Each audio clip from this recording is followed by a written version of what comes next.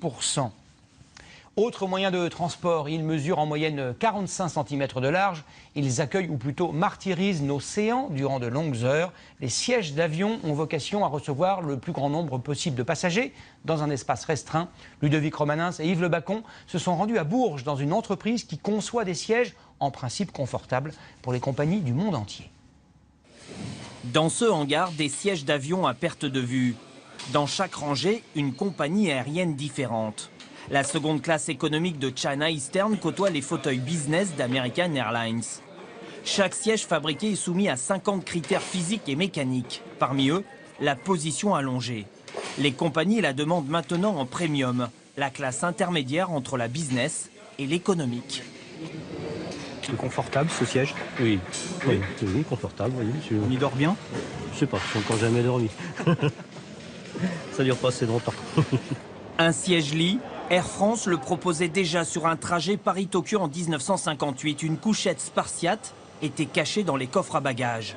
50 ans plus tard, toutes les classes business le proposent. Les coques rigides permettent de garder une certaine intimité entre les passagers. Des sièges déconcentrés de technologie à 40 000 €. Ils ont une durée de vie de 5 à 10 ans. Un siège de première classe va coûter beaucoup plus cher qu'un siège de classe économique. Par contre, il va permettre d'avoir un niveau de confort beaucoup plus élevé et donc à la compagnie aérienne d'engranger un revenu beaucoup plus élevé également. Luxe et confort d'un côté, économie de l'autre. Les compagnies low cost privilégient le nombre de passagers dans les cabines et surtout le poids des sièges. Ce modèle de classe économique, par exemple, pèse 8 kg. Il y a à peine 5 ans, il en affichait 15. À l'échelle d'un avion de 330 places, c'est beaucoup de carburant économisé. Et pour alléger les sièges, sans les fragiliser, ils sont désormais en aluminium. Un matériau léger et robuste qui résiste à un atterrissage d'urgence. 16 G de pression, c'est-à-dire 16 fois son poids et celui du passager. Un test confidentiel que nous ne pourrons pas filmer. Le siège peut se déformer, mais il a des limites de déformation.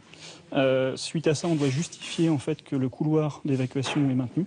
Donc une fois qu'on a fait cette justification, qu'on a justifié qu'on était en dessous des déformations, alors à ce moment-là, on est certifié, on peut voler. L'usine fabrique 25 000 sièges par an pour près de 200 compagnies différentes. Dans le bureau d'études, les sièges de demain, Air France finalise quelques modèles, dans le plus grand secret. Certains seront vraisemblablement équipés d'airbags.